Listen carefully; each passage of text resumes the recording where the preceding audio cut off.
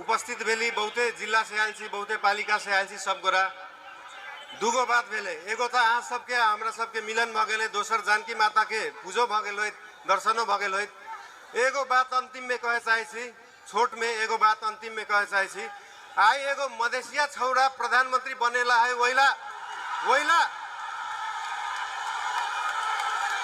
आई एगो मधेसिया पीएम बने वाला है, वहीला घंटी में वोट नहीं रहे के, सही लोग आवे वाला है, वहीला घंटी में वोट रहे के, सही समय आए वाला है, वहीला घंटी में वोट रहे के, सही सरकार आए वाला है, वहीला घंटी में वोट रहे के। सब गोरा के फेरू मन से धन्यवाद। जय जानकी माता, जय मिथिला, जय मधेश, जय देश, जय नेपाल, जय घंटी।